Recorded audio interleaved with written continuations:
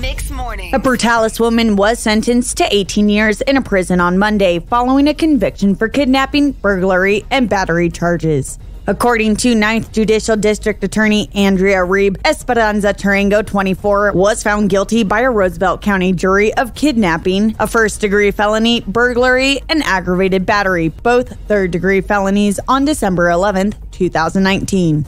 Tarango was arrested after Roosevelt County deputies were called to Roosevelt General Hospital in October 2018 for a man identified as Albert Pino, who was being treated for injuries to his face and chest as well as burns on his back. Pino told deputies 2 men and a woman took him to a location in the country. There, his wrists were bound and he was beaten with a hatchet-type instrument and burned on his back with an unknown implement. He was also shot in the chest with a BB or pellet gun, and a handgun was fired into the ground beside him. Pino said the group was demanding the location of a certain, quote, bag.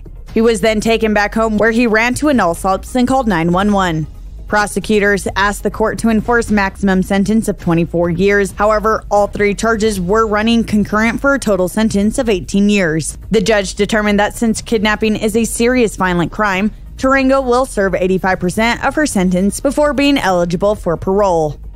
Early voting for Roosevelt and Curry counties begin today and run through the 29th. The Curry County Clerk's Office reported in a release that upgraded voter machines were issued to Curry County by the New Mexico Secretary of State's office. The new machines will have larger screens and other improvements.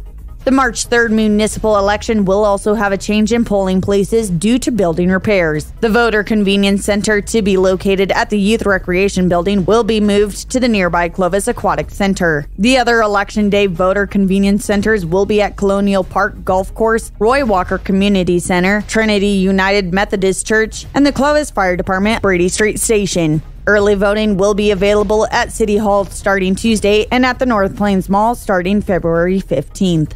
Salary increases of 5% for public school teachers and 3% for state workers in New Mexico are included in a $7.6 billion general fund spending plan endorsed Monday by the lead House Budget Writing Committee. The plan represents a spending increase of $530 million, or 7.5%. The bill won endorsement from the House Appropriations and Finance Committee with Democratic support on 11-5 party line vote. Full House approval would move the bill to the Senate. An approved budget bill is due on the governor's desk by February 20th. The House Health and Human Service Committee passed House Bill 228 and House Bill 270, amending in the rural healthcare practitioner tax credit to extend these credits to more categories of healthcare providers, including occupational therapists, physical therapists, and registered nurses. A Hereford ISD bus was involved in an accident this morning, resulting in no injuries to the bus driver or anyone on board. At approximately 7 a.m., a Hereford ISD bus was traveling westbound on Union Street, approaching the intersection of Union and Avenue E.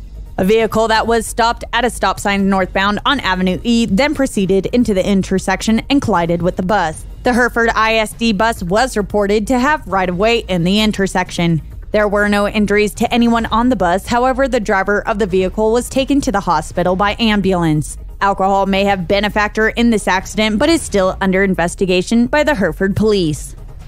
Due to the winter weather moving in, there will be information on delays, early dismissals, and closures at RooneyMoon.com/snow delays. Several schools were releasing early today, and several have already announced delays for Wednesday. For more information, again, visit RooneyMoon.com/snow delays.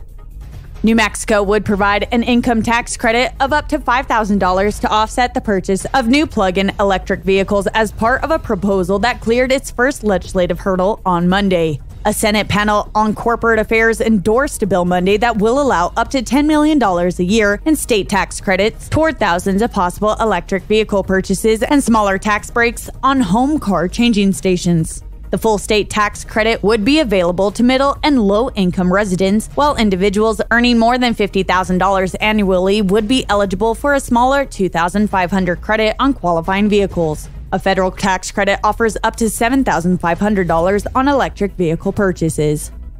A suspected neo-Nazi has pled guilty to a gun crime following an investigation by the FBI. Aiden Bruce Umbog, 23, pled guilty to possession of firearms and ammunition by a prohibited person in Lubbock in January. According to his plea papers, Mr. Bruce Umbach, who was arrested in November in Post, Texas, dressed in tactical gear, admitted to possessing AR-15 rifle, 2 AK-47 rifles, a 9mm pistol, and assorted ammunition while being an unlawful user of controlled substance. For more news as it happens, click yournewsnm.com.